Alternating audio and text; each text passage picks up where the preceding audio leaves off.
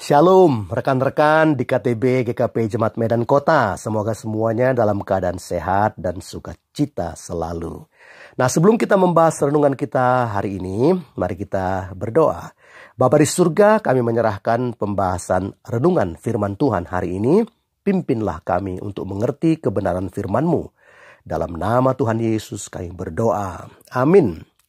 Nah, renungan kita hari ini diambil dari Yesaya pasal 40 ayat 29 sampai 31 yang berbunyi, Dia memberi kekuatan kepada yang lelah dan menambah semangat kepada yang tiada berdaya. Orang-orang muda menjadi lelah dan lesu dan teruna-teruna jatuh tersandung. Tetapi orang-orang yang menanti-nantikan Tuhan mendapat kekuatan baru. Mereka seumpama Raja Wali yang naik terbang dengan kekuatan sayapnya. Mereka berlari dan tidak menjadi lesu. Mereka berjalan dan tidak menjadi lelah.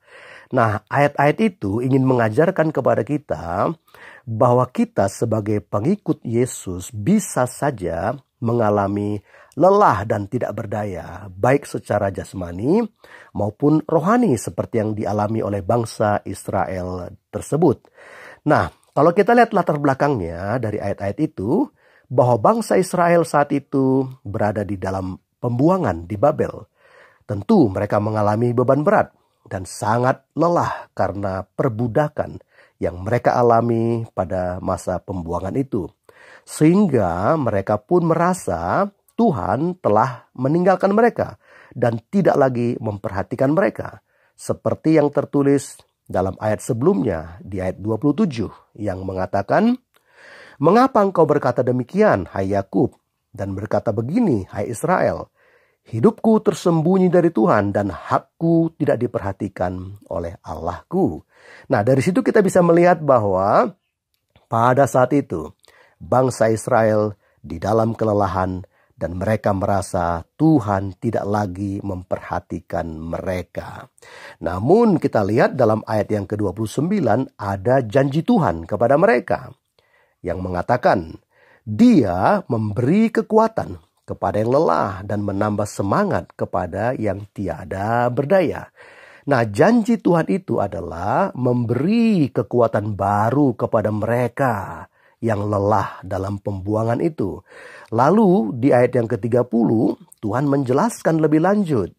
Ayat 30 berkata, orang-orang muda menjadi lelah dan lesu dan teruna-teruna jatuh tersandung. Nah, dari ayat ini kita belajar bahwa orang yang paling kuat secara jasmani di dunia, yaitu orang-orang muda atau teruna-teruna, mereka pun masih bisa lelah dan jatuh akibat persoalan hidup mereka. Apalagi kita sebagai jemaat yang biasa.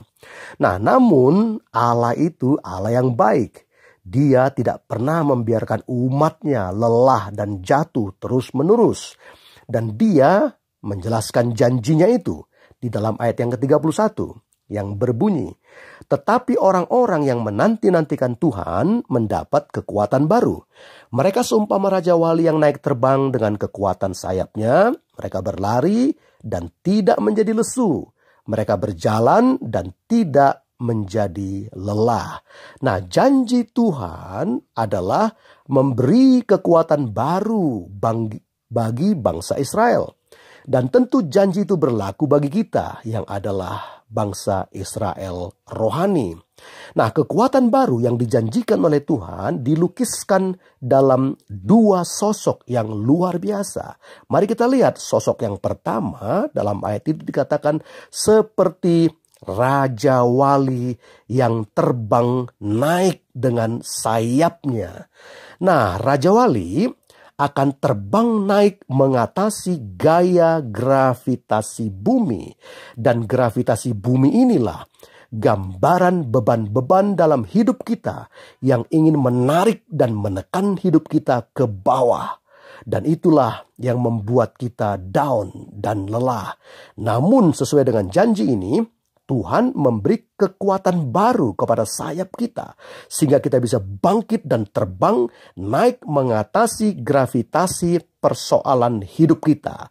Dan disitulah kita bisa bertumbuh ke arah Kristus. Nah, kekuatan baru yang dijanjikan itu juga dilukiskan dalam sosok yang kedua seperti ayat 31 tadi, yaitu seperti atlet yang berlari tidak lesu, berjalan tidak lelah. Nah, hidup adalah sebuah perjalanan panjang. Terkadang kita harus berlari atau harus berjalan untuk mengejar tujuan. Namun janji Tuhan memberi kita kekuatan baru. Sehingga ketika kita berlari dan ketika kita berjalan dalam hidup kita, apapun persoalan dan rintangan yang ada di jalan kita, tidak akan sanggup memperlambat atau menghentikan langkah kita itu. Nah, ketika kita berlari, ketika kita berjalan, tidak akan merasa lelah, tidak akan merasa letih lesu karena kekuatan baru yang dari Tuhan itu. Baik itu di dalam melakukan pekerjaan kita sehari-hari, termasuk dalam pelayanan kita. Nah, sekali lagi, janji Tuhan itu berlaku bagi kita. Namun setiap janji Tuhan selalu ada syaratnya. Nah, apa syarat Tuhan untuk kita menerima kekuatan baru itu? Di ayat 31 tadi dijelaskan, tetapi orang-orang yang menanti-nantikan Tuhan mendapat kekuatan baru. Nah, syaratnya adalah menanti-nantikan Tuhan. Nah, mari kita belajar apa yang dimaksud dengan menanti-nantikan Tuhan. Orang yang bagaimana ini? Orang yang menantikan Tuhan. Minimal ada 3 ciri orang yang menantikan Tuhan. Mari kita lihat ciri yang pertama. Orang yang menantikan Tuhan adalah orang yang selalu fokus pada Tuhan, bukan fokus pada masalahnya. Nah, orang yang menanti-nantikan Tuhan ini, ketika menghadapi masalah apa saja, dia akan tetap fokus pada Tuhan, bukan pada masalahnya. Nah, mari kita fokus pada Tuhan, bukan fokus pada masalah kita. Lalu ciri yang kedua adalah orang yang menanti-nantikan Tuhan akan berkomunikasi secara 2 arah dengan Tuhan. Artinya, Tuhan berbicara kepada kita dan kita pun berbicara kepada Tuhan. Tuhan berbicara kepada kita melalui firman-Nya dan kita berbicara kepada Tuhan melalui doa. Nah, banyak orang Kristen hanya mau berkomunikasi dengan Tuhan dengan satu arah saja, yaitu berdoa, berdoa, berdoa. Namun itu tidak cukup, harus 2 arah, yaitu berdoa dan membaca firman Tuhan, yaitu suara Tuhan. Nah, mari kita berkomunikasi 2 arah dengan Tuhan, dengan cara berdoa dan membaca firman Tuhan. Nah, ciri yang ketiga dari orang yang menanti-nantikan Tuhan adalah bahwa dia akan selalu datang kepada Tuhan. Seperti yang ditulis dalam Matius 11 ayat 28. Marilah kepadaku semua yang letih lesu dan berbeban berat. Aku akan memberi kelegaan kepadamu. Nah, datang pada Tuhan berarti mencari Tuhan dengan segenap hati. Berseru-seru pada Tuhan. Tidak menyerah. Dan berserah total pada Tuhan. Sampai dijamah atau dilawat oleh Tuhan. Nah, saat itulah kita akan diberi kekuatan baru, yaitu kelegaan yang memperbarui kekuatan kita. Dan kelegaan ini sama seperti baterai hidup kita yang dicas oleh Tuhan, sehingga baterai hidup kita bisa berfungsi kembali dengan maksimal. Nah, puji Tuhan, sesuai dengan janji Tuhan, kita yang lelah dan tidak berdaya, kita akan mendapat kekuatan baru bila kita menanti-nantikan Tuhan, yaitu dengan fokus pada Tuhan, bukan pada masalah, komunikasi 2 arah dengan Tuhan, dan datang kepada Tuhan. Kiranya firman Tuhan ini memberkati kita dan memberi kekuatan baru kepada kita di dalam kelegaan ketika kita menanti-nantikan Tuhan. Amin. Mari kita berdoa. Tuhan, terima kasih untuk kebenaran firman-Mu ini.